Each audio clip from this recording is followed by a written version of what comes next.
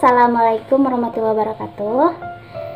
Di video kali ini sehabis aku bikin jeruk pras lemon tadi, sekarang aku mau bikin vlog lagi tentang adabnya jumlah orang yang muhrim dengan kita itu ada 22. Jadi bagi kalian yang belum tahu tentang muhrim itu seperti apa, dan kalian boleh bersentuhnya atau sahnya ketika wudhu itu batal atau enggaknya, kalian harus tahu ya. Ini karena ini tuh sangat penting, insya Allah mudah-mudahan bermanfaat untuk kalian. Oke, yang pertama adalah muhrim, muad, yaitu anak perempuan dari mantan istri yang lain keturunan atau lain bapak. Anak mantan istri yang lain keturunan atau lain bapak. Misalkan ada seorang suami istri itu bercerai, terus istrinya itu sudah punya anak pada seorang suami yang bercerai itu. Waalaikumsalam. Pada seorang suami yang bercerai itu. Nah, jadi karena anak itu pengen ikut sama ibunya, jadi dia ibunya sekarang tuh sudah menikah dan menikah dengan ayah tiri. Terus itu dihukumnya tuh si bapak itu tuh kalau saliman sama anaknya meskipun lain bapak, itu hukumnya mahram, sah-sah aja. Jadi kalau hukumnya sah, itu tidak boleh orang yang muhrim, yaitu tidak sah untuk dikawinkan dengan kita. Dan jika bersentuhan, kulit itu tidak akan haram kalau orang yang muhrim, dan tidak akan membatalkan sholat atau wudhu gitu teman-teman. Jadi 6 golongan anak perempuan. Oke, aku kasih tahu ya. Yang pertama adalah anak perempuan dari satu turunan. Anak perempuan yang dari satu turunan itu adalah seperti aku punya anak, dan anak aku tuh perempuan semuanya, misalkan kakak adik. Nah, itu muhrim, jelas lah, itu kan anak kandung, itu adalah pasti muhrim. Terus yang kedua adalah anak perempuan dari orang yang sesusu dengan kita.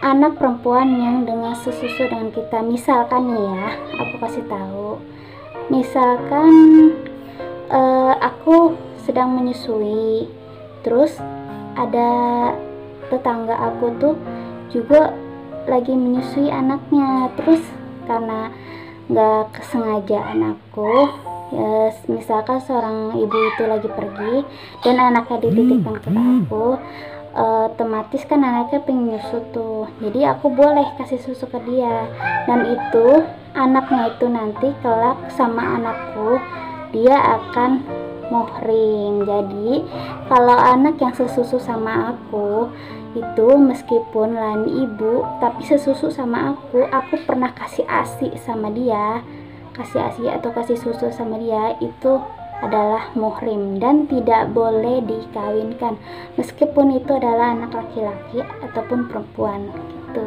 Meskipun anak aku laki-laki, dia anak perempuan, tetap tidak boleh karena dia sudah pernah aku susuin gitu. Makanya kita tuh harus hati-hati banget kalau mau kasih ASI kepada orang lain gitu.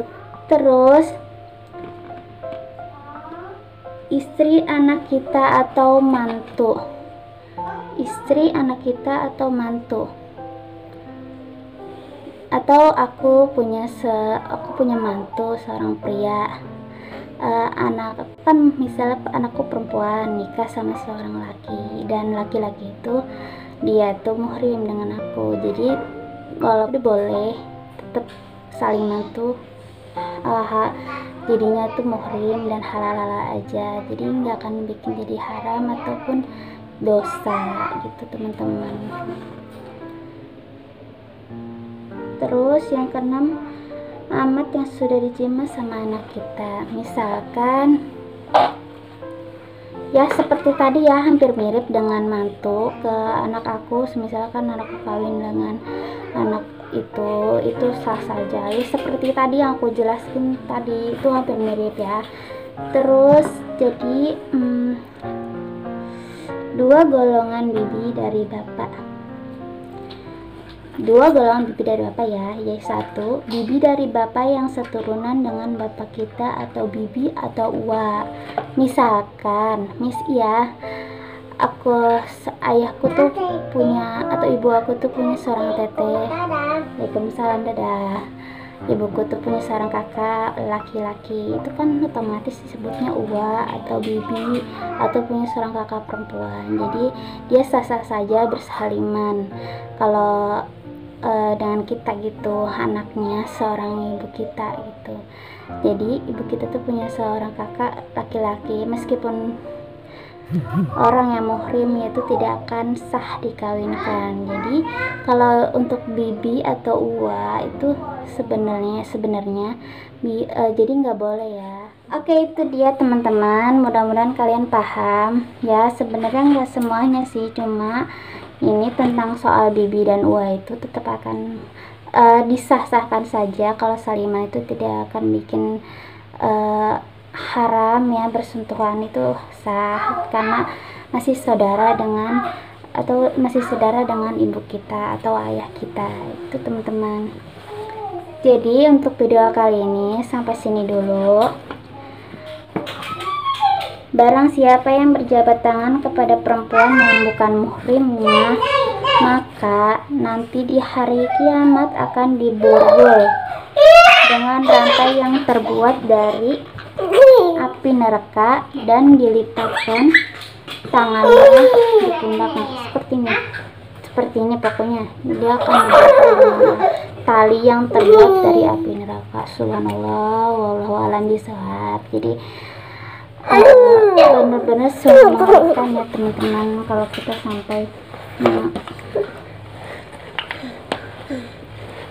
kita sampai melanggar hukumnya, perintah Allah. Jadi buat kalian ini cuma aku kasih tahu aja. Mungkin dari kalian ada yang belum tahu, jadi aku kasih tahu gitu. Oke, sampai sini dulu ya teman ya. Terima kasih yang sudah menonton sama video aku yang tadi juga jus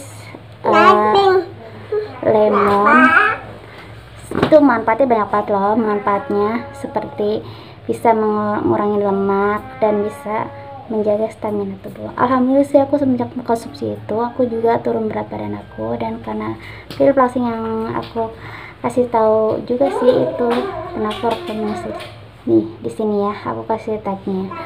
Oke, aku akhiri dengan assalamualaikum warahmatullahi wabarakatuh. Semoga kalian di puasa hari ini bisa menjalannya dengan semangat ya. Dadah. Terima kasih ya yang sudah mau nonton video aku sampai habis. Jangan lupa like, komen, dan subscribe channel aku di bawah ini ya. Dan mohon maaf jika ada kata-kata yang salah dalam video ini. Aku hanya sekedar ngasih informasi. Insya Allah mudah-mudahan baik untuk kalian. Terima kasih. Mohon maaf ya jika ada kata yang salah. Wassalamualaikum warahmatullahi wabarakatuh. Dadah.